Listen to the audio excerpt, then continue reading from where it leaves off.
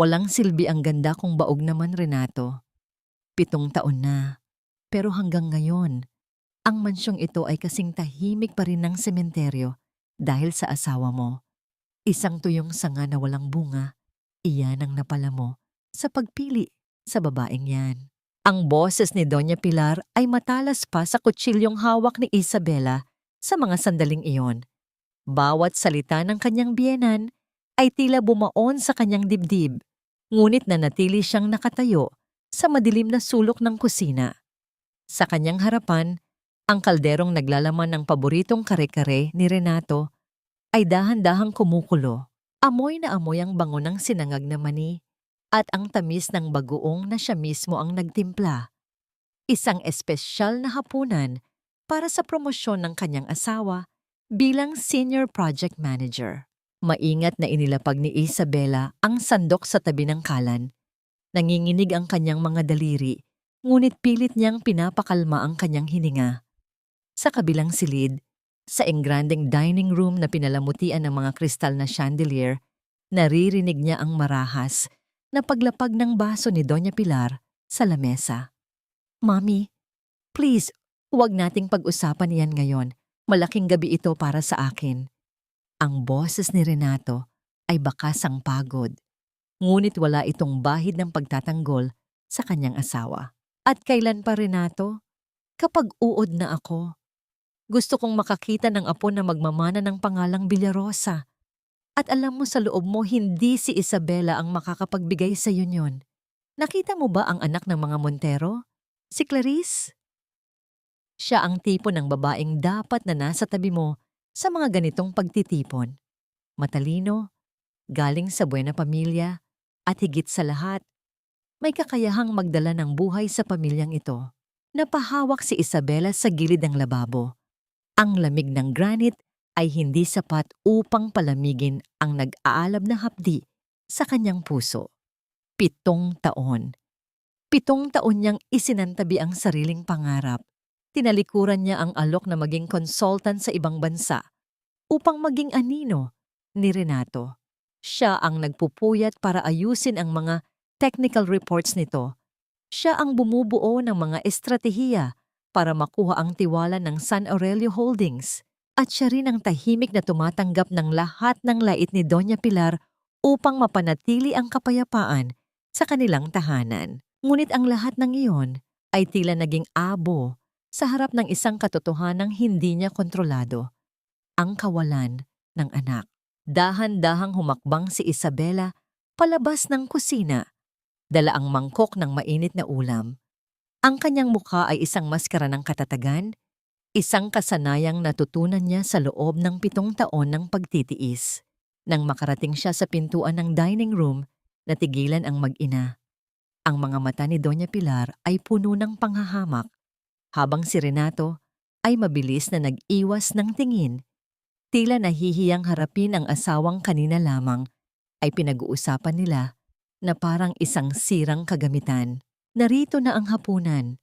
Ang boses ni Isabela ay malumanay, ngunit may lalim ng pighati na tila isang dapit hapong nagbababadya ng bagyo. Maingat niyang inilapag ang pagkain sa gitna ng lamesa.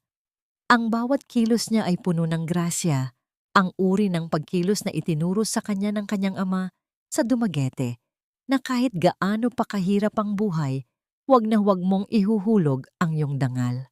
"Narinig mo naman siguro ang pinag-uusapan namin, Isabela, hindi ba?" tanong ni Doña Pilar habang sinusuri ang kanyang mga kuko na tila walang pakialam sa damdamin ng manugang. "Huwag na tayong maglokohan dito. Hindi ka nababagay sa antas ng anak ko. Look at you. Kahit anong mamahaling alahas ang isuot mo, amoy kusina ka pa rin. You are a burden, a dead weight to Renato's career." Tumingin si Isabela kay Renato, umaasang may kahit katiting na pagtutol na lalabas sa bibig nito. Umaasang sasabihin nito na mahal niya siya, na sapat na siya. Ngunit nanatiling nakayuko si Renato, abala sa paglalaro ng kanyang tinidor. "Renato?" Mahinang tawag ni Isabela. Ang kanyang tinig ay tila isang marupok na sinulid na malapit ng maputol. Huminga ng malalim si Renato at tumingala. Sa halip na pagmamahal, ang nakita ni Isabela ay ang malamig na ambisyon na tila lumamon na sa pagkatao ng asawa. Isabela, baka tama si Mommy. Maybe we should take a break.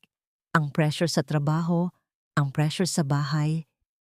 Clarice has been helping me with the San Aurelio project lately at nararamdaman ko ang gaan kapag kasama ko siya. She understands the world I move in now. Ang mga salitang iyon ay tila isang malakas na sampal na yumanig sa buong mundo ni Isabela. Clarice, ang babaeng palaging nababanggit ni Doña Pilar. Ang babaeng hindi alam na ang proyektong tinutulungan niya ay bunga ng puyat at talino ni Isabela. Ang gaan, pag-uulit ni Isabela, ang kanyang boses ay nagsimula ng manginig sa halu-halong galit at panlulumo. 7 taon ko ring binuhat ang lahat ng bigat para sa iyo, Renato. Ako ang gumawa ng mga master plan na ipinagmamalaki mo ngayon. Ako ang nakiusap sa mga board members para bigyan ka ng pagkakataon. 7 taon akong naging pundasyon mo. At ngayon, sasabihin mo sa akin na mabigat na ako? Don't raise your voice in this house! Sigaw ni Doña Pilar, sabay tayo at duro sa manugang. Wala kang karapatang manumbat. Ang lahat ng meron ka ngayon ay galing sa pamilya Villarosa. You are just a provincial girl who got lucky. Pero hanggang dito na lang yon. Ayaw ko nang makita ang mukha mo rito simula bukas. Isang nakakabinging katahimikan ang bumalot sa silid. Ang tanging naririnig ay ang tibok ng puso ni Isabela na tila isang tambol na unti-unting nawawalan ng ritmo. Tumingin siya sa kanyang asawa, ang lalaking pinag-alayan niya ng kanyang kabataan at kinabukasan. Gusto mo rin ba akong umalis, Renato? Tanong niya. Bawat salita ay tila may kasamang dugo. Hindi sumagot si Renato. Sa halip kinuha niya ang isang puting sobre mula sa kanyang bulsa at inilapag ito sa lamesa sa tabi ng mangkok ng kare-kare na niluto ni Isabela ng may pagmamahal. Ito ay ang dokumento para sa annulment. Pirmahan mo na ito, Isabela. I'll make sure you get enough money to start a small business sa Dumaguete. Iyon naman ang bagay sa'yo, di ba? Isang tahimik na buhay sa probinsya. Sabi ni Renato, hindi man lang tumitingin sa mga mata ng asawa. Sa mga sandaling iyon, may kung anong nabasag sa loob ni Isabela. Hindi ito ang tunog ng porselana, kundi ang huling hibla ng kanyang pasensya at pag-ibig. Ang sakit na kanina ay tila karayom na tumutusok-tusok, ay naging isang malamig na apoy na nagpatibay sa kanyang kalooban. Dahan-dahang iniangat ni Isabela ang kanyang ulo. Ang kanyang mga mata, na kanina ay puno ng luha, ay nagniningning na ngayon sa ilalim ng liwanag ng chandelier. Isang mapait na ngiti ang sumilay sa kanyang mga labi. Isang ngiting hindi kailanman nakita ng mga Villarosa. Sige, Renato, ibibigay ko sa inyo ang katahimikang hinihingi ninyo. Panimula ni Isabela. Ang kanyang tinig ay naging kasing lamig ng hanging amihan. Pero tandaan ninyo ang gabing ito. Ang gabing itinapon ninyo ang taong nagtayo sa inyo mula sa wala. Kinuha ni Isabela ang pluma sa ibabaw ng lamesa. Sa bawat hagod ng kanyang pirma sa dokumento, tila pinuputol niya ang mga kadenang gumagapos sa kanya sa mansyong yon. Pagkatapos, tumayo siya ng tuwid. Mas matangkad pa sa tingin ni Doña Pilar sa kanya. Aalis ako. Ngunit hindi dahil itinaboy ninyo ako. Aalis ako dahil sa wakas, naisip ko na hindi ninyo ako deserve, wika niya. Bago tinalikuran ng mag-ina na naiwang tulala sa kanyang biglang pagbabago. Habang naglalakad siya patungo sa kanyang silid upang kuhanin ang nag-iisang bali na dala niya noong ikasal siya, isang katanungan ang pabalit-balik sa kanyang isipan. Isang tanong na magiging simula ng panibagong kabanata ng kanyang buhay. Paano kaya haharapin ni Renato ang bukas kapag nalaman niyang ang proyektong dapat ay mag-aangat sa kanya sa rurok ng tagumpay ay ang siya ring huling bombang iniwan ni Isabela na nakatakdang sumabog sa loob ng 3 oras? Nanlamig ang mga kamay ni Isabela habang hawak ang hawakan ng pinto. Ang gabi ay madilim, Ngunit sa unang pagkakataon, sa loob ng 7 taon, nakikita niya ang liwanag ng bukang liwayway sa kanyang diwa. Ilabas mo na ang lahat ng gamit mo, Isabela. Ayaw kong may matira kahit isang hibla ng buhok mo rito sa bahay ko. Masyado nang marumi ang hanging nilalanghap ko dahil sa presensya mo. Ang tinig ni Doña Pilar ay umalingaw-ngaw sa pasilyo ng ikalawang palapag. Kasing lamig ng hanging nanggagaling sa aircon, ngunit kasing talim ng basag na kristal. Habang nasa loob ng kanyang silid, marahang itinupi ni Isabela ang isang lumang barong na siya mismo ang nagborda para kay Renato noong unang anibersaryo nila. Hinaplos niya ang bawat tahi, ang bawat hibla ng sinulid na saksi sa mga pangarap na binuo niya para sa kanilang dalawa.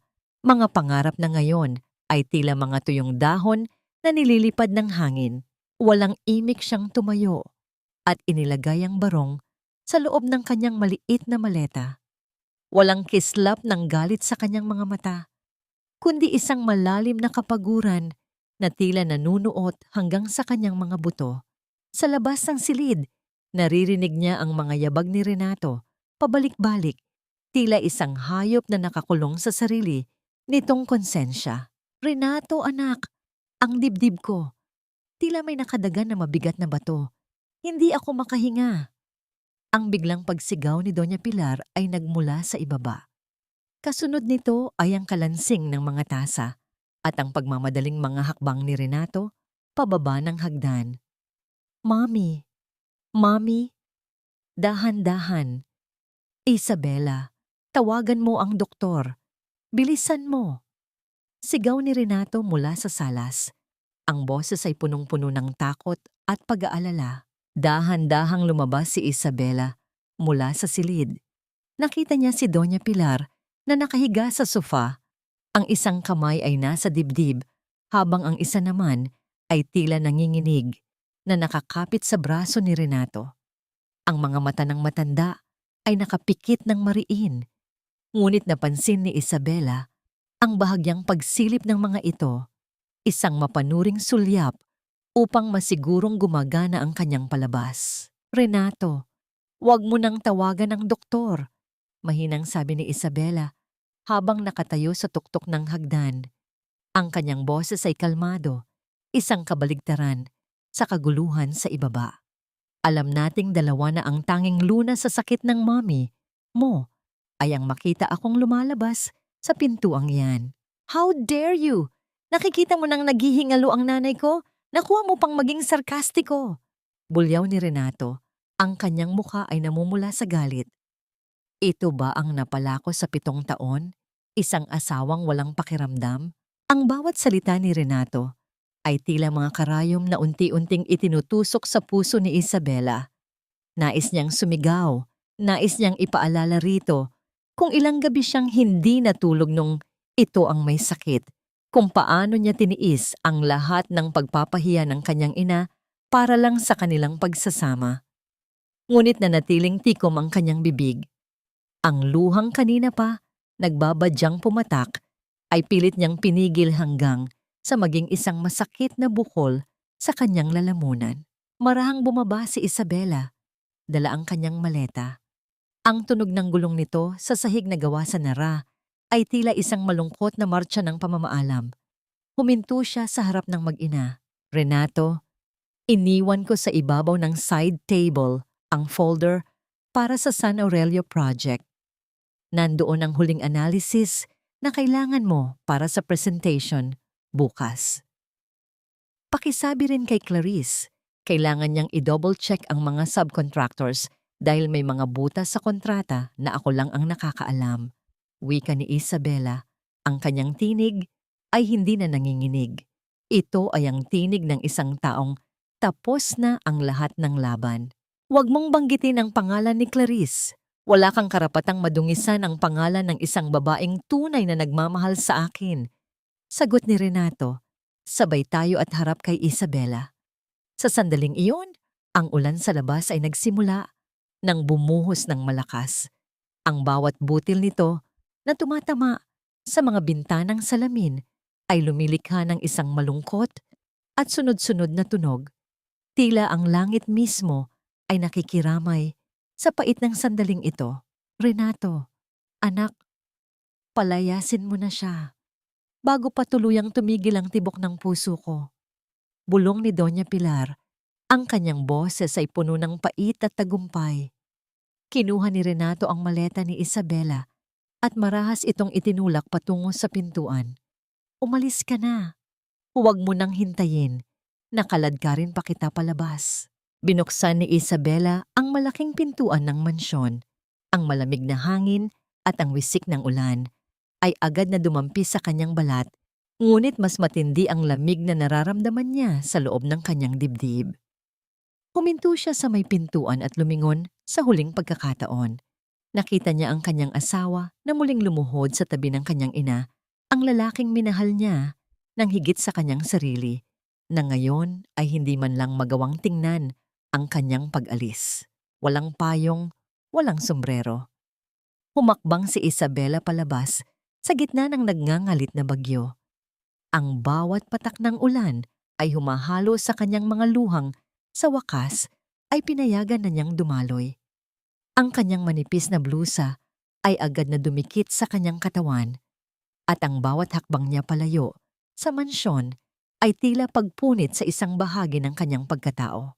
Nang makarating siya sa malaking gate, narinig niya ang malakas na tunog ng pagsara ng pinto ng mansyon. Isang tunog na pinalunod ng kulog sa kalangitan. Nakatayo siya doon, mag-isa sa dilim, habang ang tubig ay umaagos sa kanyang mukha. Napahawak siya sa bakal na gate. Ang kanyang mga kuko ay tila ibinabaon sa malamig na metal. Ang kanyang katawan ay nanginginig hindi dahil sa ginaw, kundi dahil sa bigat ng katanungang bumabalot sa kanyang isipan. Saan pupunta ang isang babaeng ibinigay ang lahat? Ngunit iniwan ang bahay na itinuring niyang tahanan. Nadala lamang ang kanyang basa at basag na dangal. Ang kalsada ay madilim at walang katao-tao. Tanging ang hagupit ng hangin ang sumasagot sa kanyang pananahimik. Ngunit sa gitna ng bawat patak ng ulan, may isang munting tinig sa loob niya ang bumubulong na ang bagyong ito, gaano man kalakas, ay siyang maghuhugas sa lahat ng lason na 7 taon niyang tinitiis. Pera lang naman ang kailangan mo, hindi ba? Heto, kunin mo ito at huwag ka nang magpapakita sa akin kahit kailan. Isipin mo na lang na yan ang bayad ko sa 7 taon mong paninilbihan. Ang mga salitang iyon ni Renato ay tila isang sirang plaka na paulit-ulit na umaalingaw-ngaw sa isipan ni Isabela habang nakaupo siya sa isang malamig at basang bench sa gilid ng highway. Ang puting sobreng naglalaman ng tseke ay hawak-hawak niya sa kanyang nanginginig na kamay. Ang papel ay unti-unti nang lumalambot dahil sa ulan. Sa bawat sandaling lumilipas, ang tinta ng kanyang pangalan sa tseke ay nagbubura. Tila ang kanyang pagkakakilanlan bilang asawa ni Renato ay tuluyan ng nilulusaw ng pagkakataon. Tumingala siya sa madilim na langit. Ang ulan ay hindi na lamang basta tubig na bumabagsak. Ito ay tila mga libu-libong karayom na tumutusok sa kanyang balat. Sinusubukang gisingin siya mula sa bangungot na ito. Ngunit alam ni Isabela, ito ang katotohanan. Ang bawat butil ng tubig na dumadaloy mula sa kanyang buhok patungo sa kanyang leeg ay nagpapaalala sa kanya na wala na siyang matataguan. Wala na ang bubong na 7 taon niyang inalagaan. Wala na ang pader na akala niya ay magtatanggol sa kanya. Napatingin siya sa kanyang mga palad. Ang mga daliring ito ang humahawak sa pluma tuwing madaling araw upang ayusin ang mga kalkulasyon ni Renato. Ang mga kamay na ito ang nagmamasahe sa balikat ng kanyang asawa kapag pagod ito mula sa site. Ang mga kamay na ito ang nagbenta sa huling alaala ng kanyang ama sa Dumaguete, ang 2 ektaryang lupang sakahan na puno ng puno ng niyog, para lamang may maipantustos sa unang malaking kontrata ni Renato. Utang na loob, bulong ni Isabela sa sarili. Ang kanyang boses ay pinalunod ng ugong ng mga sasakyang mabilis na dumadaan sa kanyang harap. Nagsasaboy ng maruming tubig mula sa kalsada. Sino nga ba ang may utang na loob sa kanino? Siya ba? dahil pinatira siya sa isang mansyong puno ng lason? O si Renato na ang bawat hakbang sa hagdan ng tagumpay ay itinayo sa ibabaw ng kanyang mga sakripisyo? Ang merienda na laging nakahanda, ang mga plansadong barong na walang kahit isang lukot, ang mga koneksyong tahimik niyang binuo sa likod ng mga social gatherings. Lahat ng yon ay itinuring ni Renato na kusa, na natural, na obligasyon ng isang asawang walang ambag sa pananalapi. Isang lumang pampasaherong bus ang huminto sa kanyang harapan. Ang malakas na buga ng usok nito ay humalo sa malamig na hangin, ngunit hindi ito ininda ni Isabela. Pinunasan niya ang kanyang mukha gamit ang kanyang basang palad. Sa loob ng kanyang maleta, naramdaman niya ang matigas na kanto ng isang maliit na kahon ng lata. Ang kahon ng kanyang ama. Doon nakatago ang huling baraha ng kanyang pagkatao. Isang lumang kwintas na may pendant na locket at ang isang flash drive na naglalaman ng lahat ng ebidensya ng kanyang pagtatrabaho bilang anino ni Renato. "Saan tayo, ma'am?" tanong ng konduktor.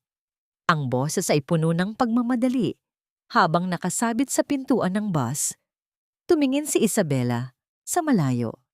Ang kanyang puso ay tila isang ibon na matagal na nakakulong at ngayon ay biglang pinakawalan sa gitna ng bagyo. Nakakatakot ang kalayaan kapag ito ay ibinigay sa iyo sa paraang mapanakit.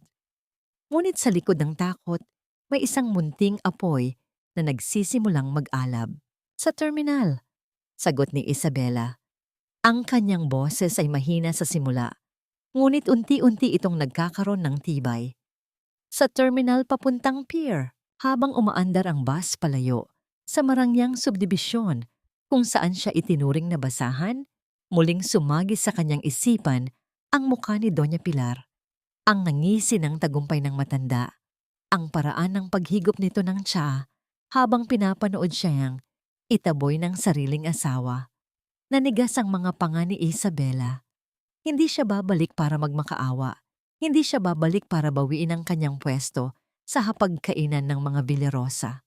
Babalik siya sa Dumaguete hindi bilang isang talunang asawa, kundi bilang anak ni Corazon Almeda, isang babaeng marunong maghintay sa paghupa ng ulan bago muling magtanim. "Renato," bulong niya sa hangin habang nakasandal ang kanyang ulo sa bintana ng bus na nanginginig sa bawat lubak ng daan. "Sana ay masarap ang tulog mo ngayong gabi. Dahil bukas, paggising mo, malalaman mo na ang aninong kinatatakutan mong makasama ay siya palang nagbibigay ng liwanag sa iyong mundo." Naalala niya ang huling analysis na iniwan niya sa lamesa. Isang maliit na butas sa budget ng San Aurelio Project ang hindi niya itinama. Isang simpleng pagkakamali sa komputasyon na kung hindi mapapansin sa loob ng 24 na oras ay magiging sanhi ng diskwalipikasyon ni Renato.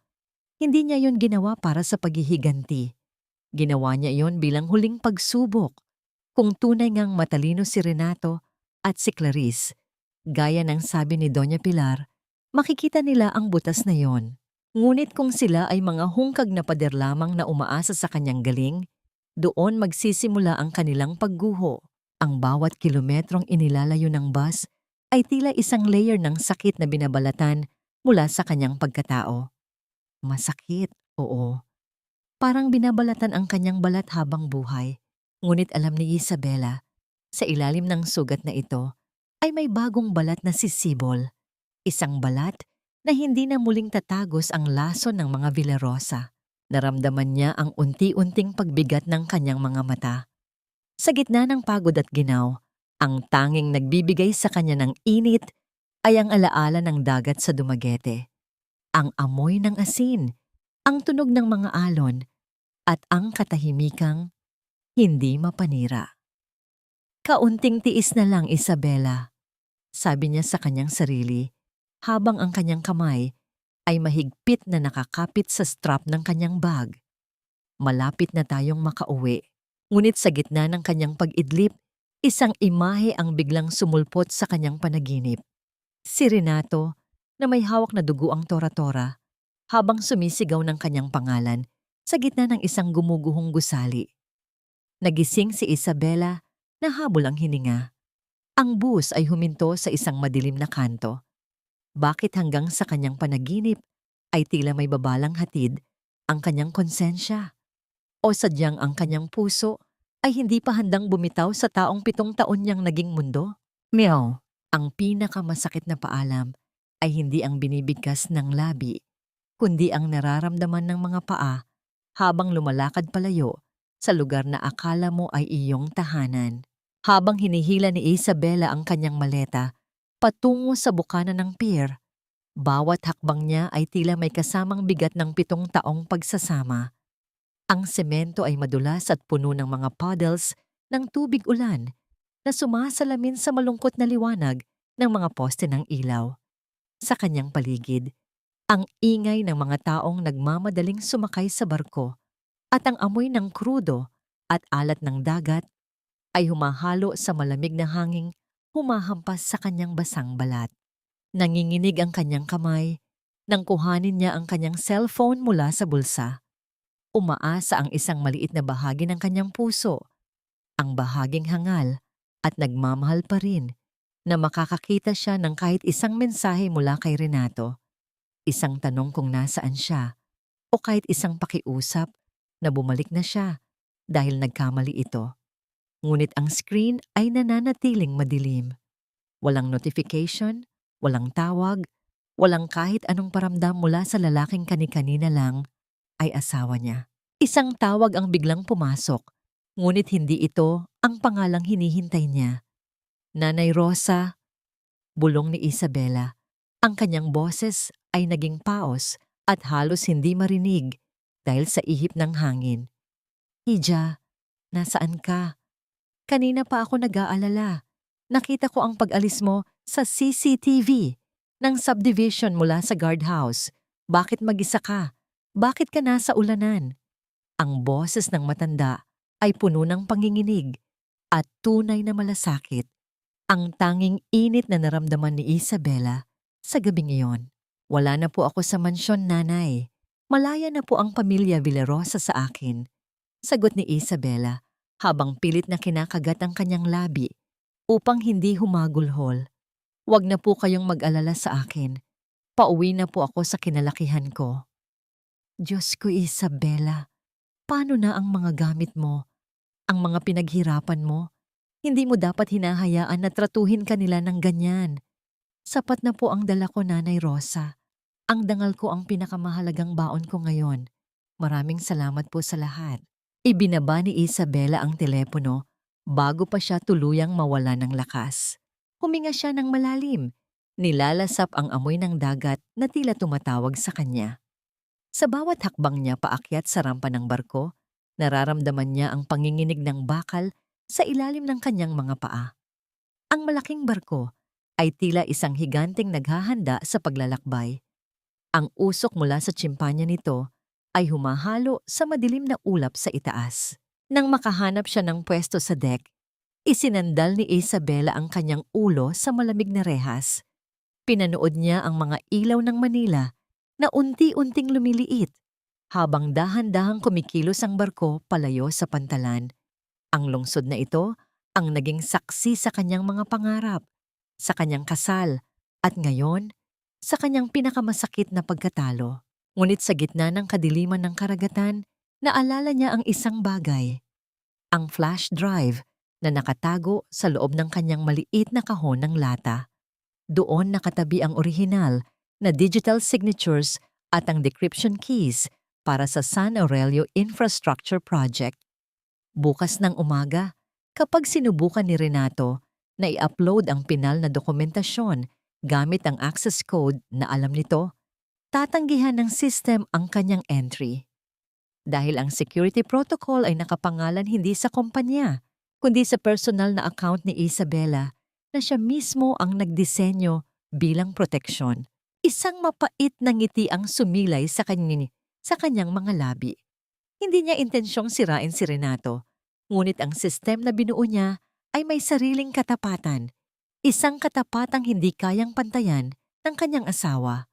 Ang katotohanan ay tila isang malalim na tubig, tahimik sa ibabaw, ngunit may lakas na kayang lumunod sa sinumang mapangahas. Biglang naramdaman ni Isabela ang isang mahigpit na hawak sa kanyang balikat. Napalingon siya ng mabilis, ang kanyang puso ay tumibok ng mabilis sa kaba.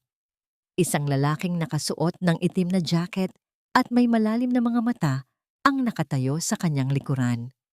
Masyadong mapanganib ang tumayo rito sa gilid, lalo na't malakas ang alon. Wika ng lalaki, ang boses nito ay baritono at may awtoridad na tila pamilyar sa pandinig ni Isabela. Nanlaki ang mga mata ni Isabela. Ang lalaking ito, ang mukhang ito, ay hindi niya inaasahang makikita sa gitna ng karagatan. Ito ang taong huling nakita niya sa isang business gala 5 taon na ang nakalilipas. Ang taong minsan nang nagbigay sa kanya ng babala tungkol sa pamilya Villarosa. Matias? Mahinang sambit ni Isabela, halos hindi makapaniwala. Isabela, anong ginagawa mo rito? At bakit? Bakit parang dala mo ang buong bigat ng mundo sa iyong mga mata? Hindi nakasagot si Isabela. Ang kanyang tuhod ay biglang nanghina at bago pa siya tuluyang bumagsak sa dek ng barko, mabilis siyang nasalo ng mga bisig ni Matias. Sa sandaling iyon, ang ulan ay tila tumigil sa paligid niya at ang tanging narinig niya ay ang malakas at matatag na tibok ng puso ng lalaking tila ipinadala ng tadhana upang saksihan ang kanyang pagguho.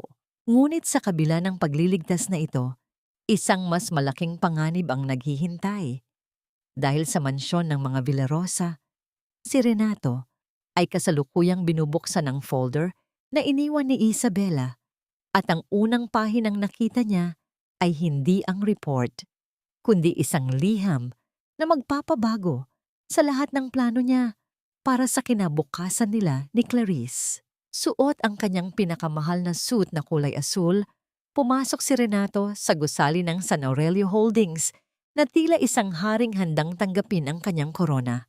Ang bawat hakbang niya sa makintab na sahig na gawa sa marmol ay puno ng kumpiyansa at ang bawat bating natatanggap niya mula sa mga empleyado ay tila musika sa kanyang mga pandinig.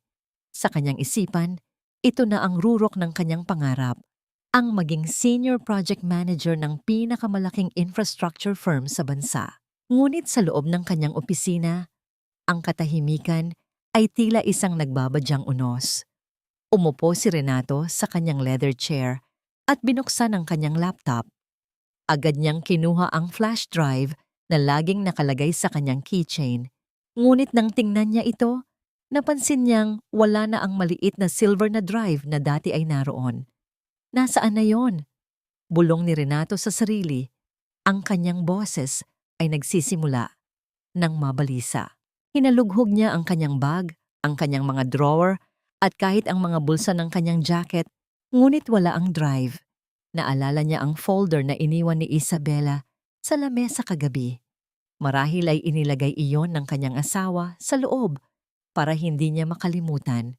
Binuksan niya ang folder at doon niya nakita ang isang pirasong papel, isang sulat kamay na mensahe mula kay Isabela. Renato, ang susi sa iyong tagumpay ay nasa kamay mo na sa loob ng 7 taon. Ngunit dahil itinapon mo ang susi, huwag kang magtaka kung mananatiling nakasara ang pintuan. Ang access codes ng San Aurelio Project ay nakadepende sa aking biometric approval. Good luck sa presentation mo. Nanlamig ang buong katawan ni Renato. Ang papel sa kanyang kamay ay nanginginig. Biometric approval? Anong kalokohan ito? Biglang bumukas ang pinto at pumasok si Clarice, suot ang isang mamahaling puting dress. Ang kanyang ngiti ay matamis, ngunit ang kanyang mga mata ay nagmamadali. Renato, darling, are you ready? The board is waiting in the conference room. Ang vice-presidente ng San Aurelio ay naroon na rin. This is it. Clarice, I have a minor technical issue. Nauutal na sagot ni Renato habang pinagpapawisan ang kanyang noo sa kabila ng lamig ng aircon. Technical issue now? Renato, don't tell me you're having cold feet. Lahat tayo ay nakasalalay rito. My father invested a lot of connections just to secure your spot. Ang tinig ni Clarice ay nagbago. Mula sa pagiging malambing ay naging matalas at puno ng tuntunin. Wala nang nagawa si Renato, kundi maglakad patungo sa conference room. Ang bawat hakbang niya ay tila paglakad patungo sa sarili niyang bitayan.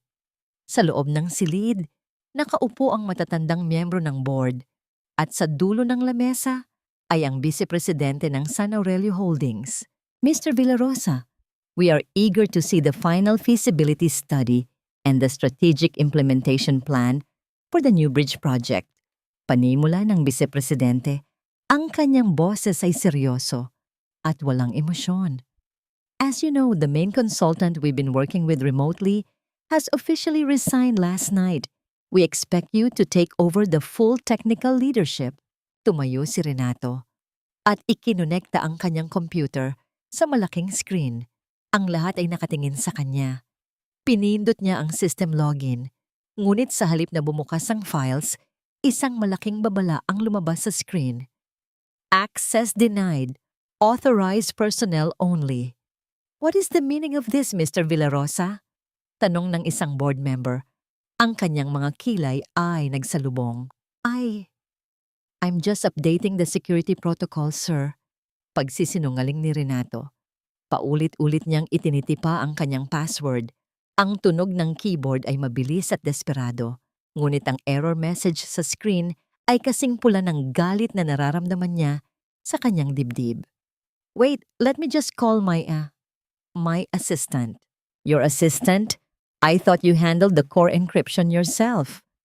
Puna ng vice-presidente, ang kanyang mga mata ay naniningkit sa hinala. The previous consultant, who used the alias Corazon, mentioned that the only person capable of opening these files is the one who designed the entire algorithm. Are you telling us you don't have the key? Sa gitna ng tensyon, biglang bumukas ang pinto at pumasok ang isang sekretarya. Excuse me, sir. We just received an urgent memo from the HR department regarding Mr. Villarosa's appointment. Kinuha ng vice-presidente ang memo at binasa ito ng tahimik. Ang kanyang mukha ay unti-unting naging madilim. Tumingin siya kay Renato na tila ito ay isang duming kailangang linisin. Mr. Villarosa, according to this report, your credentials for this project were verified based on the continuous support of the strategic consultant Corazon. Since she has officially terminated her partnership with us and cited breach of professional integrity on your part, the board has no choice but to take action. Lalong bumilis ang tibok ng puso ni Renato. Ang mga pader ng conference room ay tila unti-unting gumuguho sa kanya. Nakita niya ang tingin ni Clarice, isang tingin na puno ng pandidiri at pagkahiya.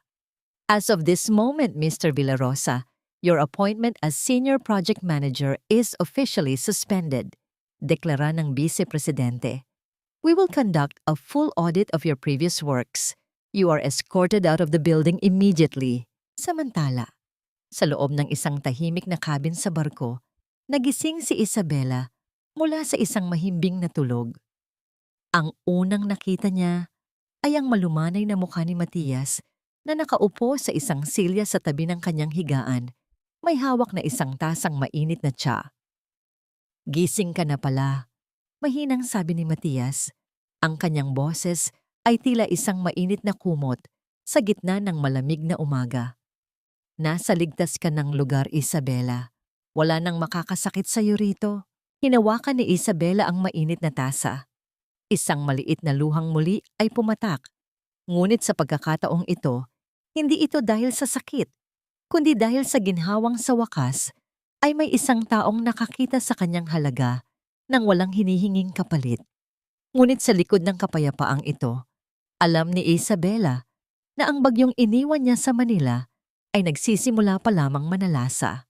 Salamat, Matias, bulong ni Isabela. Pero alam mo ba kung ano ang pinakamasakit? Ang malaman na ang taong binuo mo ay siya palang wawasak sa'yo. Tumingin si Matias sa malayo, sa bintana, kung saan tanaw ang asul na dagat. Minsan, kailangang mawasak ang lahat, Isabela, para mabuo ang isang bagay na mas matatag, isang bagay na hindi na muling mababasag ng kahit na sino. Sa Manila, si Renato ay nakatayo sa labas ng gusali.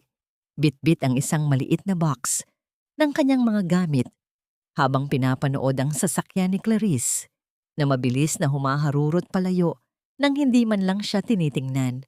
Sa kanyang bulsa, nag-vibrate ang kanyang phone, isang tawag mula sa kanyang ina, si Doña Pilar. "Renato, nasaan ka na? Ang mga bangko, bakit nila kinukuha ang mga credit cards ko? Renato, sagutin mo ako." "Hindi pwedeng mawala ang lahat sa atin, Renato. Ako si Doña Pilar Villarosa. Hindi ako pwedeng maging pulubi sa harap ng mga kaibigan ko. Isang malaking pagkakamali lang ito, hindi ba? Ayusin mo ito ngayon din." Ang sigaw ni Doña Pilar ay umalingaw-ngaw sa malawak at bakanteng salas ng mansyon. Ngunit sa pagkakataong ito, wala nang Isabela na lalapit upang mag-abot ng baso ng tubig o magpahid ng kanyang mga luha. Nakatayo si Renato sa gitna ng silid. Ang kanyang mamahaling kurbata ay nakakalaylay na at ang kanyang mga mata ay tila nawalan na ng kislap ng buhay. Ang box ng kanyang mga gamit mula sa opisina ay nakalapag sa sahig, isang tahimik na saksi sa kanyang tuluyang pagbagsak. Ang dati ay puno ng halimuyak ng mga sariwang bulaklak at mamahaling pabango na mansyon ay tila naging isang malamig na kuta ng kawalan. Walang nakahandang hapunan, walang maayos na pagsalubong. Ang bawat sulok ng bahay ay tila sumisigaw ng pangalan ng babaeng 7 taon nilang minaltrato. Ngayon lamang naramdaman ni Renato ang bigat ng katahimikang iniwan ni Isabela. Isang katahimikang mas masakit pa sa anumang mura o panunumbat. "Mami, tumigil na kayo," mahinang sabi ni Renato. Ang kanyang boses ay puno ng pagod. "Frozen ang lahat ng accounts. Ang San Aurelio project ay nawala na sa akin. At si Clarice. Si Clarice ay hinding-hindi nasasagot sa mga tawag ko. Kasalanan ito ng babaeng yon. Kasalanan ito ni Isabela." Muling pagsabog ni Doña Pilar, ang kanyang mukha ay namumula na sa galit habang hinahampas ang sandalaning sofa. "Sinisira niya tayo. Sinadya niya itong lahat upang maghiganti." Sa gitna ng kaguluhang ito, ang kamera ng alaala ni Renato ay bumalik sa mga sandaling nakita niyang nagluluto si Isabela sa kusina. Suot ang isang simpleng apron habang matiyagang tinuturuan ang mga katulong kung paano ang tamang paglilinis ng mga kristal. Napagtanto ni Renato na hindi lang pala emosyonal na suporta ang ibinigay ni Isabela. Siya ang invisible na glue na nagpapanatili sa tibay ng kanilang tahanan at sa kintab ng kanilang pangalan sa lipunan. Kung wala si Isabela, sila ay 2 taong naliligaw sa isang malaking bahay na hindi na nila kayang tustusan. Nabalik lamang ang diwa ni Renato nang marinig ang marahas na kalabog sa kanilang pintuan. Hindi ito ang malambot na katok ni Isabela. Ito ay ang mabigat at awtoritadong katok ng isang taong may dalang masamang balita. Samantala, sa deck ng barko na dahan-dahang humahati sa madilim na karagatan, ang hangin ay naging mas malambot at may dalang amoy ng kalayaan. Nakatayo si Isabela sa tabi ni Matias. Ang kanyang buhok ay malayang nililipad ng hanging amihan. Sa unang pagkakataon, hindi niya nararamdaman ang kailangan niyang magpaliit o magtago. "Alam mo, Isabela," panimula ni Matias, ang kanyang paningin ay nakatuon sa abot-tanaw kung saan ang buwan ay lumilikha ng pilak na landas sa tubig. 5 taon na ang nakalilipas noong tinulungan mo ako sa audit ng San Aurelio ng Patago. Alam kong ikaw ang utak sa likod ng lahat ng tagumpay ni Renato. I wanted to tell you then na hindi ka nararapat sa isang taong hindi kayang kilalanin ang iyong galing. Napatingin si Isabela sa lalaki. Ang kanyang puso ay tumibok ng may kakaibang ritmo. Hindi dahil sa kaba, kundi dahil sa pagkamangha na may isang taong nakakita sa kanya sa kabila ng aninong kanyang kinulungan. Bakit hindi mo sinabi sa akin noon, Matias? Dahil alam kong tapat ka, Isabela. Ang utang na loob mo kay Renato ay kasing lalim ng dagat na ito. Kailangan mong maranasan ang sarili mong paggising. Sagot ni Matias, sabay abot ng isang maliit na kwintas na may pendant na hugis angkla. Huwag mong hayaang lunurin ka ng nakaraan. Ikaw ang kapitan ng sarili mong buhay ngayon. Hinawakan ni Isabela ang pendant. Ang lamig ng metal ay nagbigay sa kanya ng isang uri ng lakas na hindi niya naramdaman sa loob ng 7 taon. Ngunit sa likod ng kanyang isipan, may isang maliit na tinig na nagtatanong, sapat na ba ang pagtakas upang tuluyang gumaling ang sugat? O ang tunay na katarungan ay makakamit lamang kapag hinarap niya ang mga taong nagnakaw ng kanyang ningning? Nabalik ang eksena sa Manila kung saan binuksan ni Renato ang pinto. Isang lalaking nakasuit at may hawak na legal na dokumento ang bumungad sa kanya. Mr. Renato Villarosa, I am from the legal department of San Aurelio Holdings. We are here to serve a formal notice of investigation for corporate espionage and data theft. According to our initial audit, the proprietary algorithms used in your projects were registered under the name of a certain Isabela Corazon Almeda. And since you cannot provide the authorization for their use, the company is filing a multi-million peso lawsuit against you. Nanlumo si Renato. Ang dokumento sa kanyang kamay ay tila naging kasing bigat ng isang libingan. Sa likuran niya, narinig niya ang muling pagsigaw ni Doña Pilar. Ngunit sa pagkakataong ito ay sigaw na ng purong takot. Renato, sino yan? Sabihin mo sa kanila na wala tayong kinalaman sa kahit anong krimen. Tumingin si Renato sa malayo, sa kalsadang tinahak ni Isabela noong gabing iyon sa gitna ng ulan. Napagtanto niya ang pinakamasakit na katotohanan.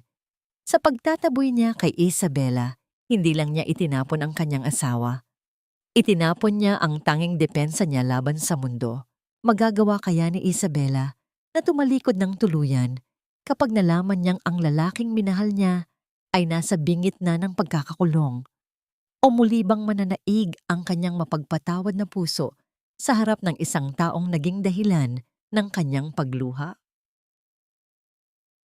Ang pinakamasakit na katotohanan ay hindi ang malamang niloko ka, kundi ang mapagtanto na ang taong ipinalit sa iyo ay naroon lamang para sa iyong korona at hindi para sa iyong puso.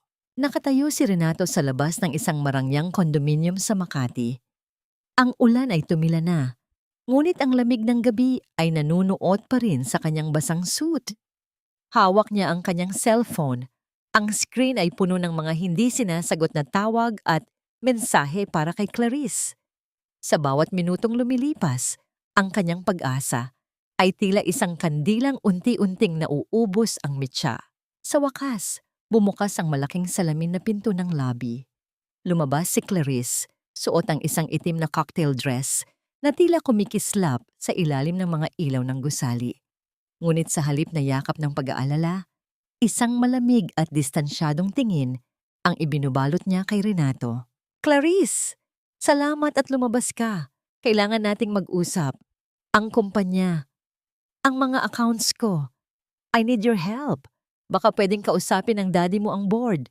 Desperadong pakiusap ni Renato. Ang kanyang boses ay tila isang bata na nawawala sa dilim. Huminto si Clarice. Ilang hakbang ang layo mula kay Renato, tila ayaw madungisan ang kanyang mamahaling sapatos ng dumi mula sa basang kalsada. Renato, let's be realistic. Ang balita sa San Aurelio ay mabilis kumalat. You're being investigated for fraud. My family has a reputation to protect. Hindi pwedeng madamay ang pangalan namin sa ganyang iskandalo. Pero Clarice, akala ko ba mahal mo ako? Sabi mo, ako ang lalaking pangarap mo. Isang maikling tawa ang kumawala sa mga labi ni Clarice. Isang tawang walang bahid ng saya, kundi puno ng panghahamak. Mahal? Renato? I love the senior project manager. I love the man who was about to lead the biggest project of the year. Pero ang lalaking nakatayo sa harap ko ngayon, you're a liability. You don't even have access to your own files. It turns out, you're nothing without Isabela. Ang pangalan ng kanyang asawa ay tila isang sampal na yumanig sa buong pagkatao ni Renato. Ano? Kahit ikaw? Pati ikaw? Ikukumpara ko sa kanya? Hindi kita ikinukumpara, Renato. Sinasabi ko lang ang totoo. Isabela was the brains, and you were just the face. At ngayong wala na siya, nakita na ng lahat ang bakanteng espasyo sa loob mo. Wika ni Clarice habang kinukuha ang susi ng kanyang kotse sa kanyang designer bag. Huwag mo na akong tatawagan muli. My lawyer will handle any further communications if needed. Pinanood ni Renato ang pag-alis ng sasakyan ni Clarice. Ang pulang ilaw nito ay tila isang panunuya sa kanyang pagkatalo. Sa bawat pag-ikot ng gulong nito palayo, nararamdaman niya ang unti-unting pagguho ng kanyang mundo. Ang babaeng inakala niyang magliligtas sa kanya ay ang siya ring unang nagtulak sa kanya sa bangin. Samantala, sa deck ng barko, ang bukang liwayway ay nagsisimula ng magkulay kahel sa abot tanaw. Nakatayo si Isabela, nakabalot ang isang makapal na shawl sa kanyang mga balikat na ipinahiram ni Matias. Ang hangin ay may dalang amoy ng sariwang dagat at ang pangako ng isang bagong simula. Malapit na tayo, Isabela, mahinang sabi ni Matias habang tumatabi sa kanya. Nakita niya ang pagod sa mga mata ng babae, ngunit naroon din ang isang uri ng kislap na hindi matitibag ng anumang bagyo. Matias, bakit mo ito ginagawa? Tanong ni Isabela, ang kanyang paningin ay nakatuon sa mga alon na humahampas sa gilid ng barko. Bakit ka nag-aaksaya ng panahon sa isang babaeng winasak na ng sariling pamilya? Humarap si Matias sa kanya. Ang kanyang mga mata ay tila isang malalim na lawa ng katapatan. Dahil ang isang brilyante Isabela, kahit mabalutan pa ng putik, ay nananatiling brilyante. Ang kailangan lang ay ang tamang kamay na maghuhugas dito upang muling kuminang. Hindi kita tinutulungan dahil naaawa ako sa iyo.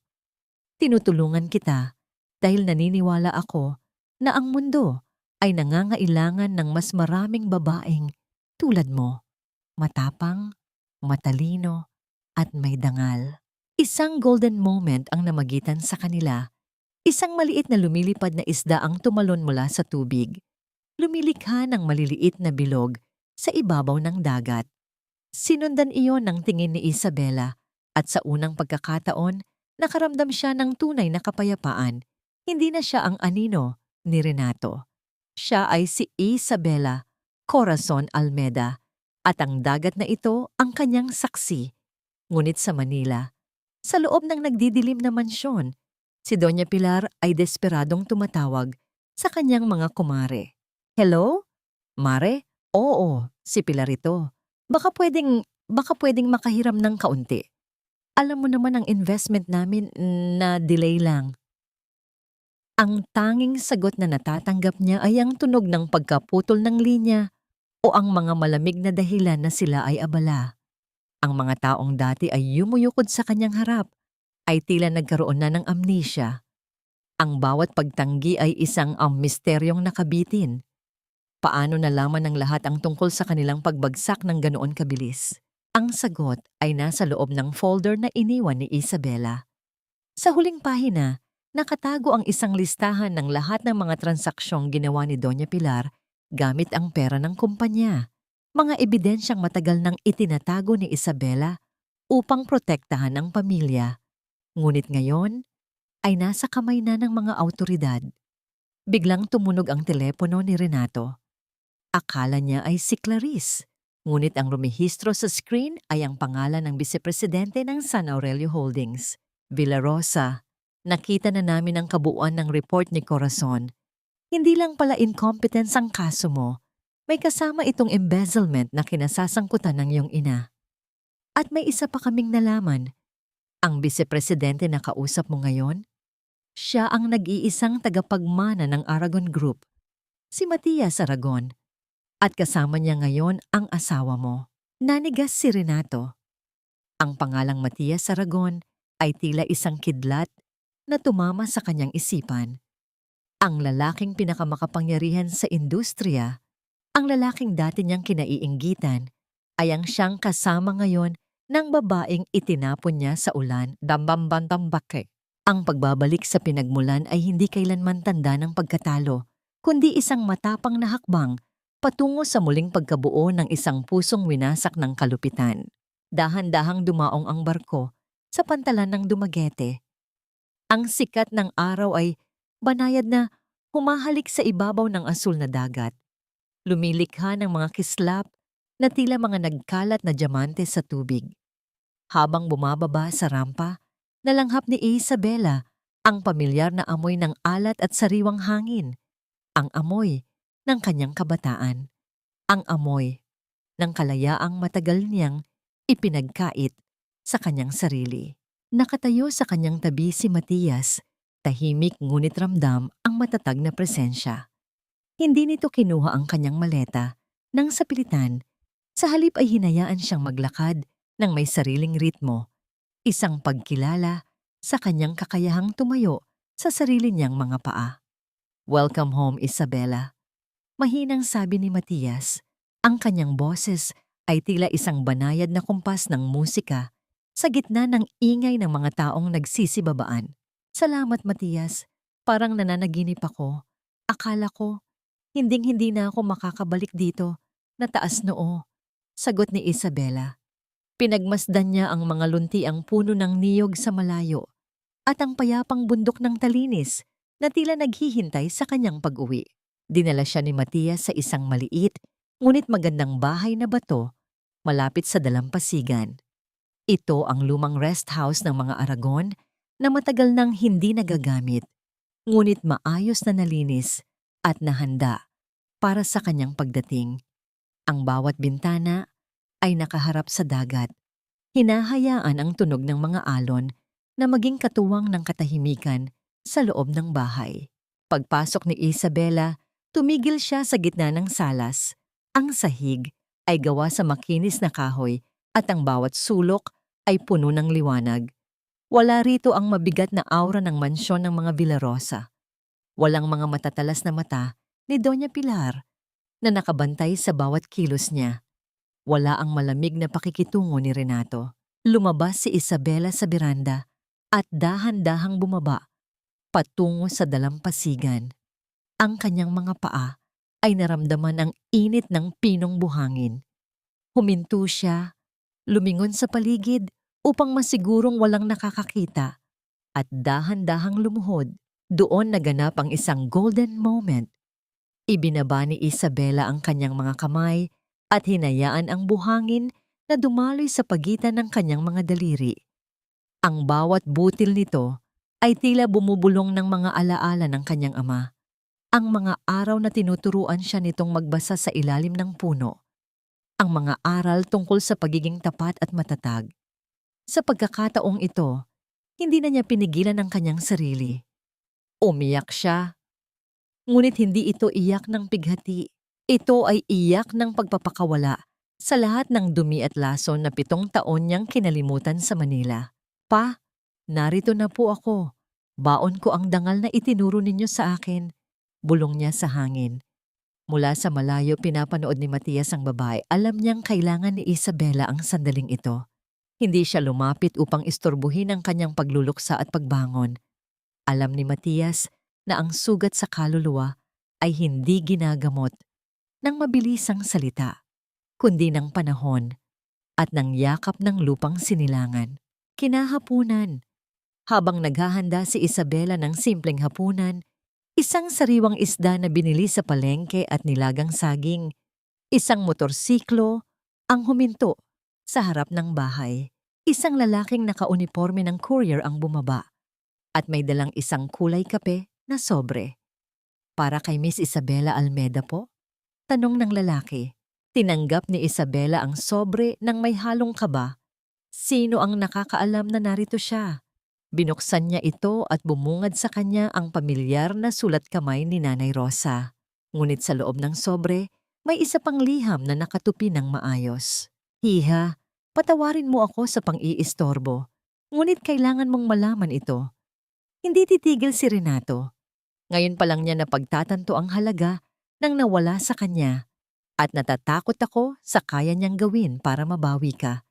Ngunit may isa pang sumusulat sa iyo. Isang tao mula sa iyong nakaraan na akala ko ay wala na. Binuksan ni Isabela ang ikalawang liham. Hindi ito galing kay Renato. Ang bawat salita ay tila isang multo mula sa nakaraan na hindi niya inaasahang muling magpapakita. Isabela, alam ko ang lahat. Alam ko ang ginawa nila sa'yo. Hindi mo kailangang mag-isa sa laban na ito. Magkikita tayo sa lalong madaling panahon. Walang pirma ang liham. Tanging isang maliit na guhit ng isang bulaklak na kalachuchi sa dulo ng papel. Nanlamig ang mga kamay ni Isabela. Ang bulaklak na yon ay ang paborito ng kanyang ina at iisang tao lang ang gumuguhit niyon sa kanyang mga notebook noong kolehiyo. Ang taong naging dahilan kung bakit siya natutong magmahal bago pa dumating si Renato. Sino ang misteryosong lalaking ito? At paano nito nahanap ang kanyang kinaroroonan sa kabila ng layo ng Dumaguete? Tumingin si Isabela sa labas, kung saan ang dilim ay unti-unti nang lumalamon sa dagat. Ang kapayapaang akala niya ay nahanap na niya ay tila muling may nagbabadyang hamon. Lumingon siya kay Matias, nakakapasok lang sa pinto. Bitbit ang ilang mga gamit sa pagsasaka. May problema ba, Isabela? Tanong ni Matias, napansin ang pamumutla ng kanyang mukha. Itinago ni Isabela ang liham sa kanyang likuran. Wala, Matias. Isang lumang kaibigan lang ang nagpaparamdam. Ngunit sa loob-loob niya, alam ni Isabela na ang liham na yon ay hindi lamang basta mensahe. Ito ay isang babala na ang kanyang nakaraan sa Manila ay hindi pa tapos sa kanya at ang tunay na bagyo ay papunta pa lamang sa dalampasigan ng Dumaguete. Ang pinakamasakit na pagbagsak ay hindi ang mawalan ng yaman, kundi ang mapagtanto na ang tronong iyong kinauupuan ay itinayo lamang sa buhangin ng kasinungalingan. Ang mansyon ng mga Villarosa ay tila isang hungkag na kabaong sa gitna ng Manila. Ang dating nagniningning na mga kristal na chandelier ay balot na ng alikabok. At ang bawat sulok ng bahay ay tila may dalang malamig na simoy ng pangungulila. Sa loob ng kanyang silid, nakaupo si Doña Pilar sa harap ng kanyang vanity mirror. Pilit na itinatago ang mga itim na bilog sa ilalim ng kanyang mga mata sa pamamagitan ng makapal na pulbo. Ngunit kahit anong kapal ng kolorete ang ilagay niya, hindi nito maitago ang panginginig ng kanyang mga labi. Renato, nasaan na ang mga tauhan? Bakit walang naglilinis ng sala? At ang kuryente? Bakit muling nag-iingay ang generator? Sigaw ni Doña Pilar. Ang boses niya ay paos at puno ng desperasyon. Pumasok si Renato sa silid. Wala nang bakas ng pagiging senior project manager. Ang kanyang polo ay lukot-lukot at ang kanyang mukha ay tila tumanda ng 10 taon sa loob lamang ng ilang araw. Mommy, wala na tayong katulong. Umalis na silang lahat dahil wala na tayong ipambabayad. At ang generator, iyon na lang ang natitirang paraan para magkaroon tayo ng ilaw dahil pinutulan na tayo ng Meralco. Hindi maaari. Tumawag ka sa mga Aragon. Tumawag ka kay Clarice. Sabihin mo sa kanila na kailangan ko ng tulong. Mommy, please. Clarice has blocked us at ang mga Aragon. Sila ang nagpapabilis ng investigasyon laban sa atin. Sagot ni Renato habang napapasandal sa pader. Lahat ng mga kaibigan mo sa club, lahat sila ay tumatalikod na. Sabi nila, ayaw nilang madamay sa kaso ng embezzlement. Magawalang utang na loob. Paghagulgol ni Doña Pilar, sabay haplos sa kanyang mga mamahaling alahas na nakalatag sa lamesa. Ibebenta ko ang mga ito. Ibebenta ko ang lahat ng ito para maisalba ang bahay na ito. Ngunit bago pa man makasagot si Renato, isang malakas na tunog ng paghinto ng mga sasakyan ang narinig sa labas ng kanilang gate. Sinundan ito ng mabibigat na yabag ng mga paa sa semento ng kanilang driveway. Nagkatinginan ang mag-ina, ang takot ay tila isang mabilis na lason na kumalat sa kanilang mga ugat.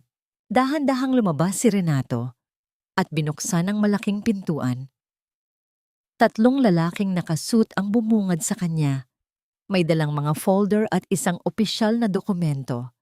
Sa likuran nila ay isang sheriff na may hawak na martilyo at mga sticker. Mr. Renato Villarosa, we are here to serve the final eviction notice from the Corazon Foundation. Wika ng lalaki sa gitna. Ang boses ay walang emosyon. Corazon Foundation? Anong ibig ninyong sabihin? Amin ang bahay na ito. Ang asawa ko ang nagbayad para rito. Sigaw ni Doña Pilar na mabilis na lumapit. Pilit na pinapanatili ang kanyang awtoridad. Iyon po ang akala ninyo, madam. Sagot ng abogado habang iniabot ang isang kopya ng titulo ng lupa. Ayon sa aming records, ang mansyong ito ay nakapangalan sa Corazon Foundation, isang charity trust na itinatag ni Mr. Corazon Almeda, ang ama ni Isabela. Ang asawa ninyo ay pinayagan lamang tumira rito bilang bahagi ng marital agreement, ngunit dahil ang kasal ay napawalang bisa at may mga napatunayang paglabag sa pondo ng foundation, binabawi na ng board ang karapatan ninyong manatili rito. Nanigas si Doña Pilar. Ang titulong hawak niya ay tila naging kasing init ng baga. Anong kinalaman ni Isabela rito? Si Miss Isabela Almeda ang tumatayong chairperson ng board ngayon, dagdag ng abogado. At ang utos niya ay malinaw. Kailangan ninyong lisanin ang property na ito sa loob ng 7 araw. Ang lahat ng gamit na hindi ninyo mapapatunayang binili, gamit ang sarili ninyong pera, ay mananatili sa loob bilang pambayad sa mga utang ni Mr. Renato sa kumpanya. Napaluhod si Doña Pilar sa malamig na marmol ng kanilang foyer. Ang kanyang mga kamay na dati ay punong-puno ng ginto ay ngayon ay nakakapit sa sahig na tila isang pulubi. Hindi ito totoo. Hindi ako pwedeng paalisin ng isang probinsyana sa sarili kong bahay. Mami, tumigil na kayo, bulong ni Renato. Ang kanyang tinig ay puno ng pagsisisi. Hindi si Isabela ang nagpaalis sa atin. Tayo ang nagtaboy sa ating sarili nang itapon natin ang tanging taong nagmamahal sa atin ng totoo. Isang golden moment ang nasaksihan ng mga opisyal. Nakita nila ang isang lumang litrato ng kasal ni Renato at Isabela na nakasabit pa rin sa pader. Ngunit ngayon ay may nakadikit ng pulang sticker ng sequestrated. Sa litratong yun, si Isabela ay nakangiti ng tapat, habang si Renato ay nakatingin sa malayo. Isang pahiwatig na noon pa man, ang puso ng lalaki ay hindi na para sa babaeng bumuo sa kanya. 7 araw, Mr. Villarosa, ulit ng sheriff bago sila tumalikod. Habang papaalis ang mga sasakyan, naiwan ang mag-ina sa gitna ng katahimikan ng mansyon. Ngunit ang katahimikang ito ay hindi na payapa. Ito ay puno ng alingawngaw ng bawat panlalait at bawat sampal na ibinigay nila kay Isabela. Biglang tumunog ang luma at sirang telepono sa salas. Matagal bago ito sinagot ni Renato. Hello, Renato? Isang boses ng lalaki ang sumagot mula sa kabilang linya. Isang boses na hindi niya makakalimutan. Ito si Matias. Nakausap ko na ang board.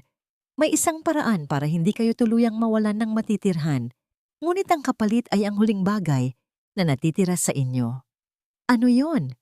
Desperadong tanong ni Renato. Ang iyong pirma sa isang confession letter na nagsasabing si Doña Pilar ang utak sa likod ng lahat ng pandaraya sa San Aurelio. Isalba mo ang iyong sarili, Renato, at itapon mo ang iyong ina, gaya ng ginawa ninyo kay Isabela. Nanlaki ang mga mata ni Renato habang nakatingin sa kanyang inang nakalugmok sa sahig. Isang misteryong nakabitin. Kakayanin ba ni Renato na maging tuso hanggang sa huli upang maisalba ang sarili? O ito na ang rurok ng kanyang pagdurusa? Sa loob ng madilim na mansyon sa Maynila, ang hangin ay tila laso na humahalo sa bawat hininga ni Renato. Hawak niya ang panulat. Ang dulo nito ay nakaturo sa confession letter na inihanda ni Matias. Sa kanyang harapan, si Doña Pilar ay nakasalampak sa sahig.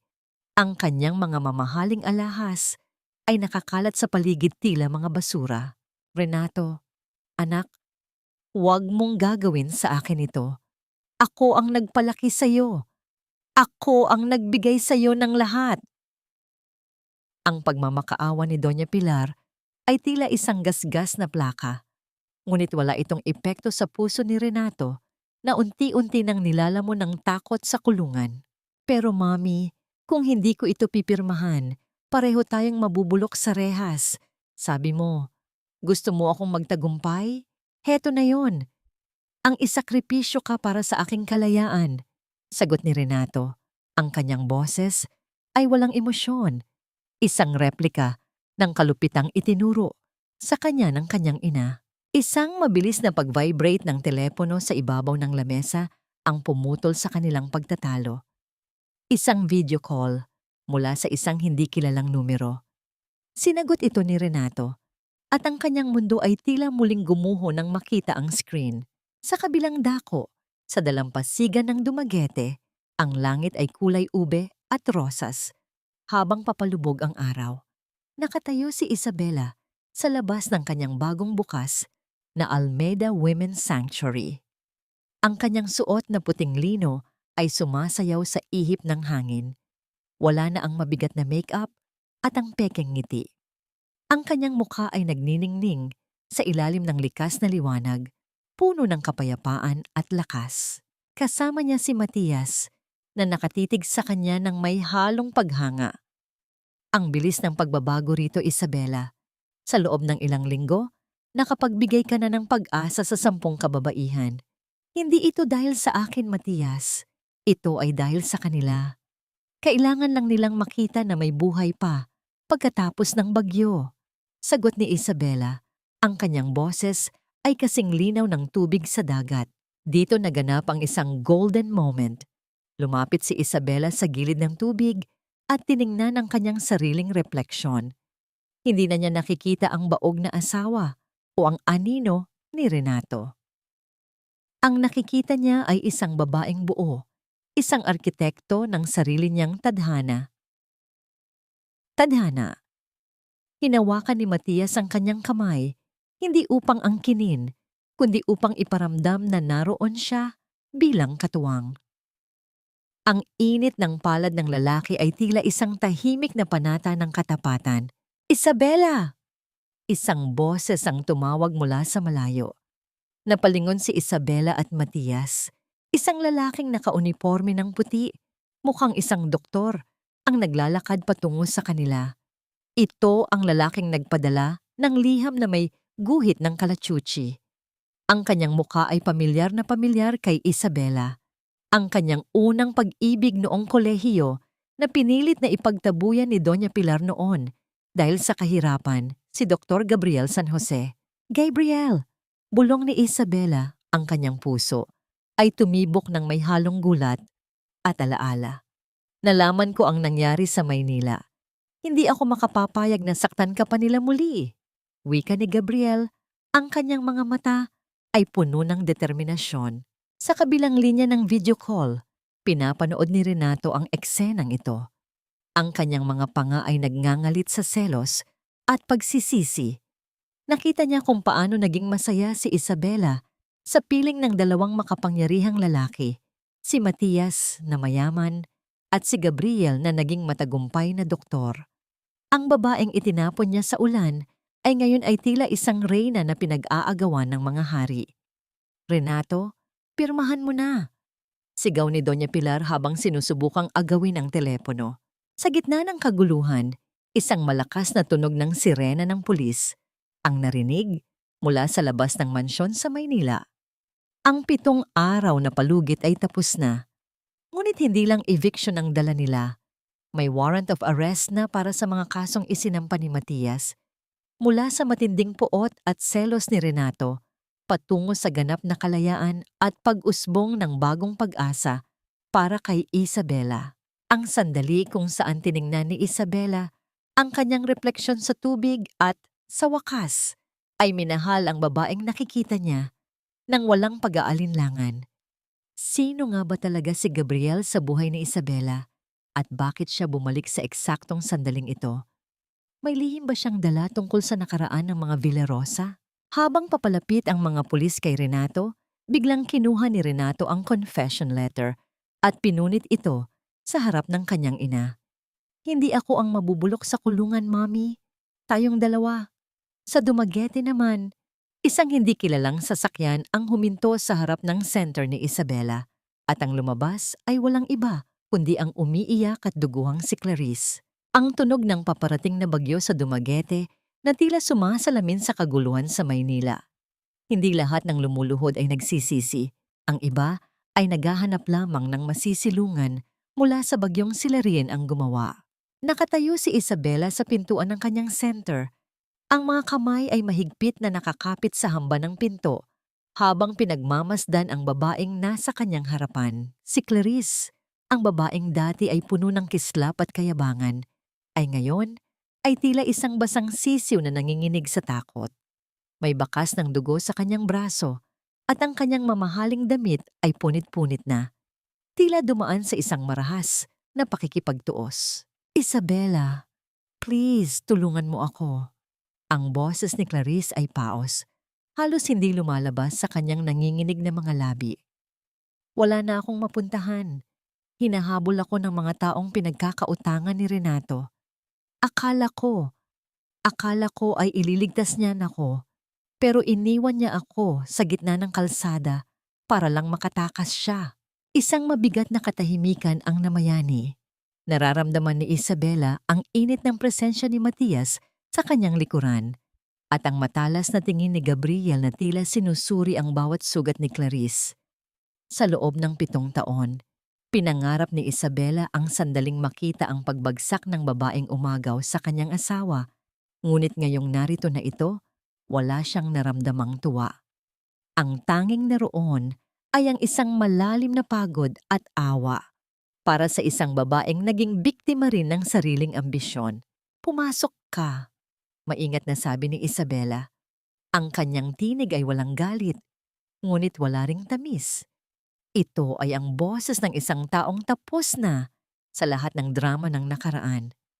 Inalalayan ni Gabriel si Clarice patungo sa loob ng sanctuary. Habang nililinis ang mga sugat ng babae, isang katotohanan ang lumabas na tila isang lason na isinusuka. Isabela, kailangan mong malaman, hikbi ni Clarice habang nakayuko. Ang tungkol sa hindi mo pagkakaroon ng anak. Hindi iyon totoo. Doña Pilar faked your medical records. Kinausap niya ang doktor sa Maynila para palabasin na baog ka, para magkaroon si Renato ng dahilan na iwan ka at piliin ako dahil sa pera ng pamilya ko. Nanigas si Isabela sa kanyang kinatatayuan.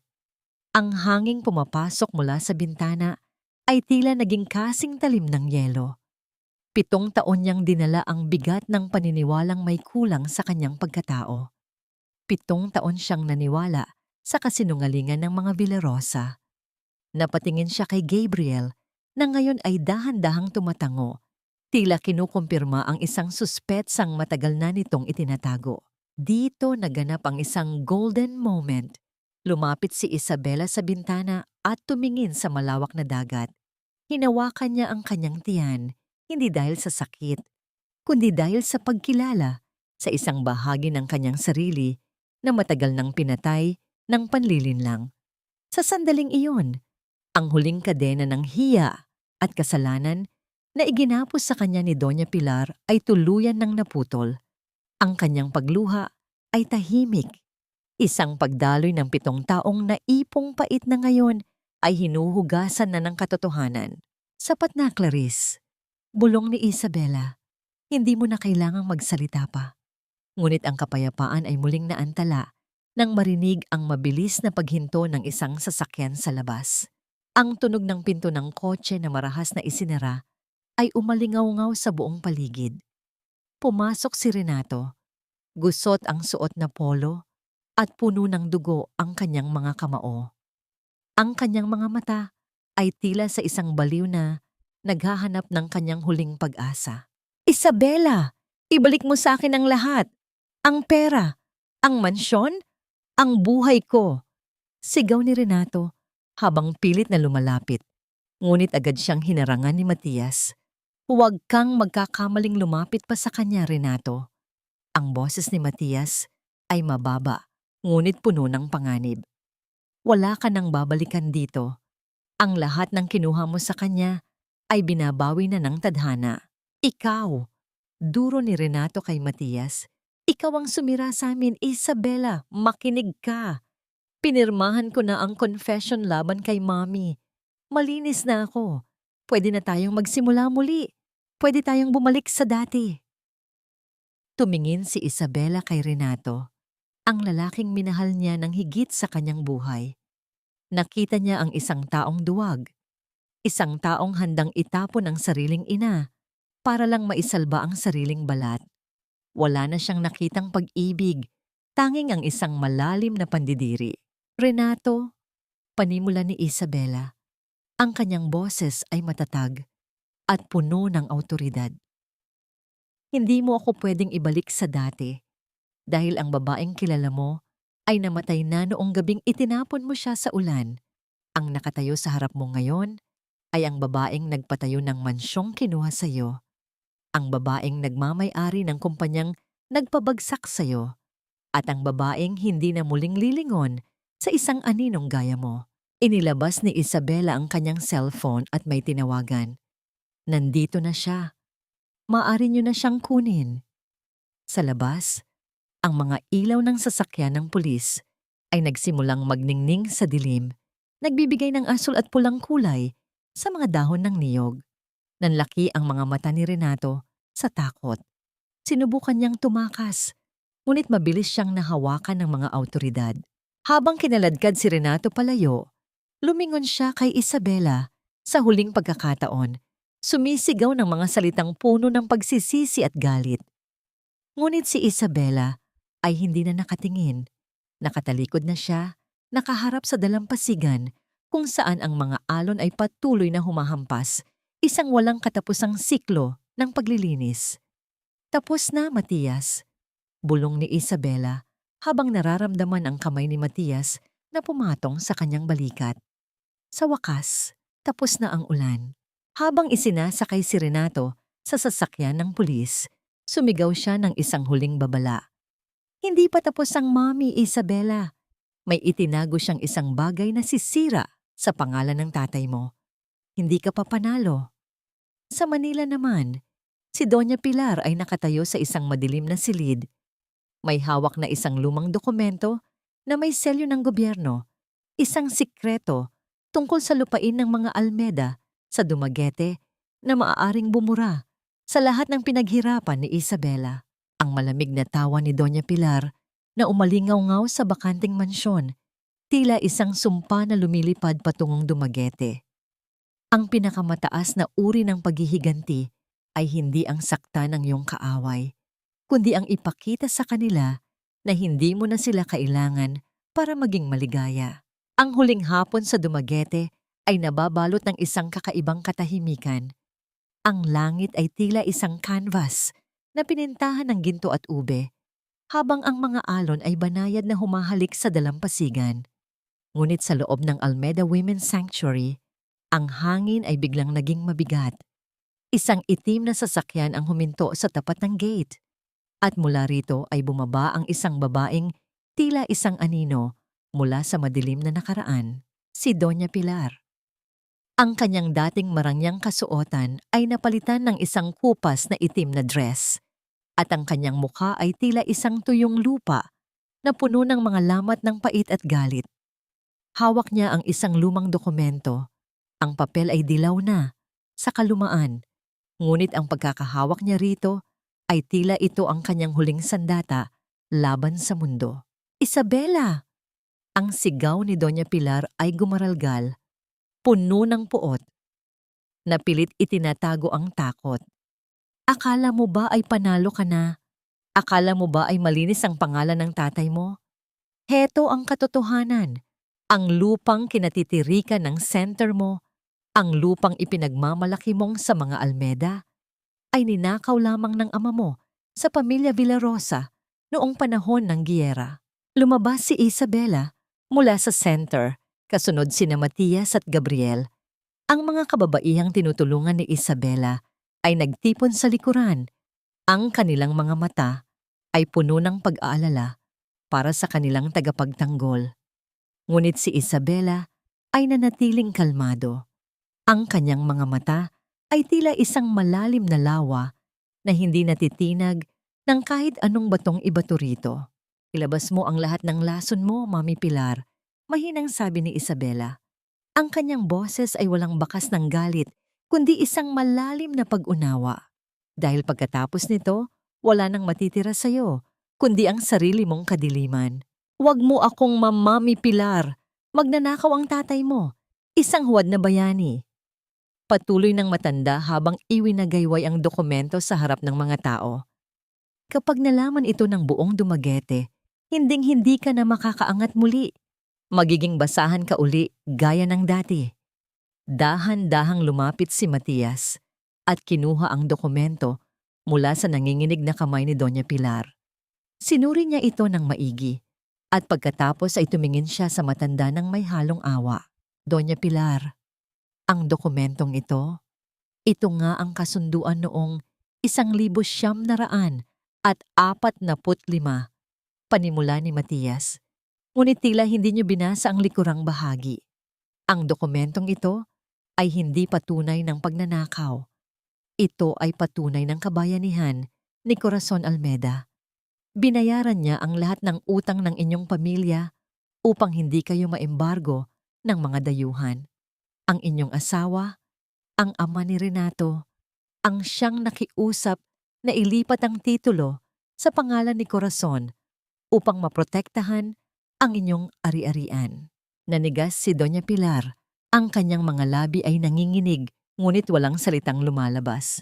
At may isa pa. Dagdag ni Gabriel habang iniaabot ang isang folder na galing sa records ng ospital.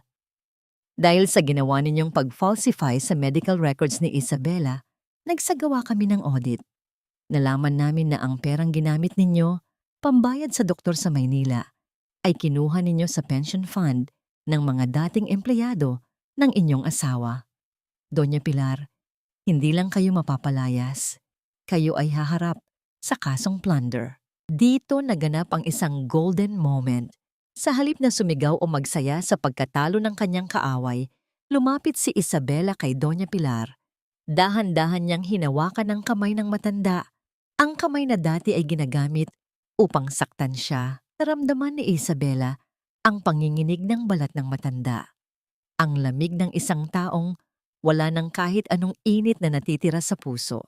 Mami! Bulong ni Isabela, ang kanyang mga mata ay puno ng luha ng pagpapatawad. Tapos na ang laban na ito. Hindi ko kayo pakukulong dahil sa galit. Pakukulong ko kayo dahil kailangan ninyong pagbayaran ng inyong mga maling ginawa sa ibang tao. Ngunit bago kayo umalis, gusto kong malaman ninyo, pinatawad ko na kayo. Hindi dahil karapat-dapat kayo, kundi dahil karapat-dapat ang puso ko sa kapayapaan. Bumagsak si Doña Pilar sa kanyang mga tuhod. Ang dokumentong akala niya ay kanyang kaligtasan ay nalalaglag sa buhanginan, unti-unting nababasa ng tubig dagat. Wala nang sigaw, wala nang mura. Ang tanging narinig ay ang mahinang paghikbi ng isang reynang nawalan ng korona, ng trono, at higit sa lahat, ng pagkatao. Kasunod nito ay ang pagdating ng mga awtoridad upang dalhin si Doña Pilar. Pinanood ni Isabela ang pag-alis ng sasakyan habang ang araw ay tuluyan ng lumubog sa abot tanaw. Matias, Gabriel, salamat! Wika ni Isabela habang nakatayo sa pagitan ng dalawang lalaking naging bahagi ng kanyang pagbangon. Ano ang plano mo ngayon, Isabela? Tanong ni Gabriel. Ang kanyang mga mata ay puno ng pag-asa. Tumingin si Isabela sa kanyang center kung saan ang mga ilaw ay nagsisimula ng magningning. Magpapatuloy ako. Bubuo ako ng mas maraming buhay. At sa pagkakataong ito, wala nang anino. Ako na ang magiging liwanag para sa iba. Isang cliffhanger ang nananatili sa puso ng mga tagapakinig. Sa loob ng kulungan sa Maynila, natanggap ni Renato ang balita tungkol sa kanyang ina. Nakaupo siya sa isang sulok, hawak ang huling liham ni Isabela na nagsasabing, "Hindi kita kinamumuhian, Renato. Kinakaawaan kita. Dahil habang buhay mong dadalhin ang alaala ng isang babaeng minahal ka ng tapat. Ngunit itinapon mo para sa isang mundong gawa sa buhangin habang ang barko ay muling naglalayag sa malayo." Ang boses ni Isabela ay umalingaw-ngaw sa hangin. Isang pangako na ang bawat dapit hapon ay simula lamang ng isang mas magandang bukas. Isang taon ang mabilis na lumipas, tila isang agos ng tubig na dahan-dahang humuhugas sa mga bakas ng mapait na kahapon. Sa dalampasigan ng Dumaguete, ang simoy ng hangin ay hindi na nagdadala ng ginaw, kundi isang init na nagmumula sa mga pusong muling natutong tumibok ng malaya. Ang Almeida Women's Sanctuary ay hindi na lamang isang gusaling bato. Ito ay naging isang tahanan ng mga pangarap. Sa bawat sulok nito, maririnig ang tawanan ng mga kababaihang dati ay tila mga aninong walang boses. Nakaupo si Isabela sa isang kahoy na tila tumba-tumba sa beranda. Pinagmamasdan ng mga bata na naglalaro sa buhanginan habang ang kanilang mga ina ay abala sa paghabi ng mga telang may makukulay na disenyo. Mga disenyong sumasalamin sa kanilang sariling pagbangon. Dito naganap ang isang golden moment ng ganap na kapayapaan. Inilapag ni Isabela ang kanyang binabasang libro nang maramdaman niya ang pamilyar na yabag ni Matias. Hindi na ito ang yabag ng isang vice-presidente ng malaking kumpanya, kundi ang yabag ng isang lalaking nahanap ang kanyang tahanan sa piling ng isang babaeng dati ay itinaboy ng mundo. "Ang lalalim na naman ng iniisip mo," mahinang sabi ni Matias habang iniaabot ang isang baso ng sariwang buko juice. Ang kanyang hawak sa baso ay maingat, tila natatakot na mabasag ang katahimikang bumabalot sa kanila. "Iniisip ko lang kung gaano kabilis magbago ang lahat, Matias," sagot ni Isabela. Ang kanyang boses ay puno ng kalinga. "Dati, ang akala ko ay wala na akong silbi dahil sa mga salita nila. Pero tingnan mo sila. Tingnan mo tayo. Buhay na buhay. Dahil pinili mong mabuhay, Isabela. Pinili mong hindi maging biktima," wika ni Matias sabay upo sa tabi niya.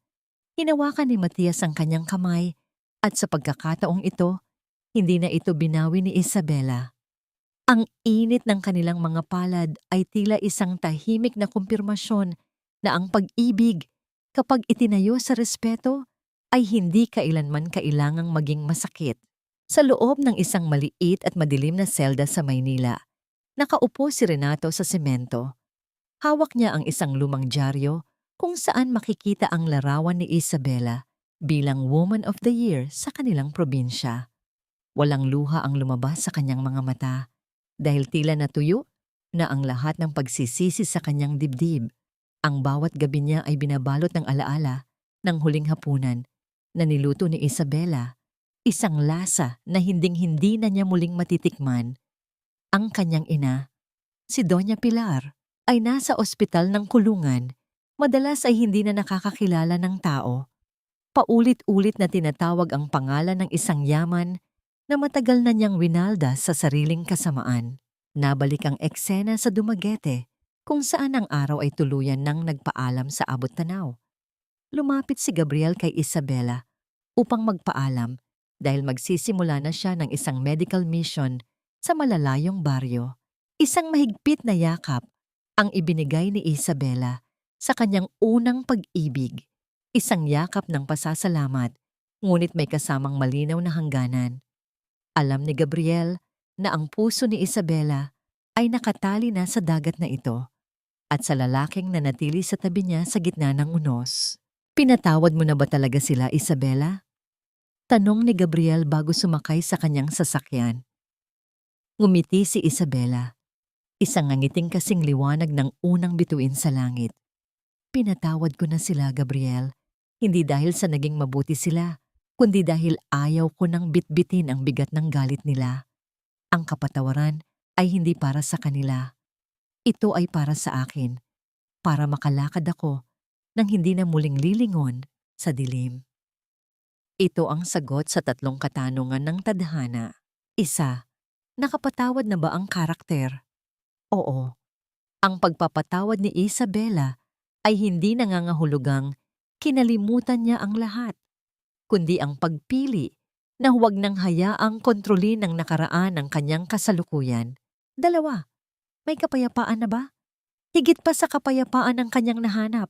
Nahanap niya ang kanyang sarili, ang babaeng arkitekto, ang babaeng tagapagtanggol, at ang babaeng karapat-dapat mahalin ng buo.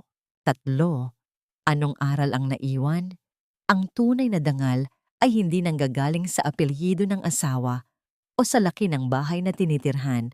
Ang tunay na dangal ay ang kakayahang tumayo ng matuwid sa gitna ng kawalan ng katarungan at ang lakas na muling itayo ang sarili mula sa abo ng pagkakanulo.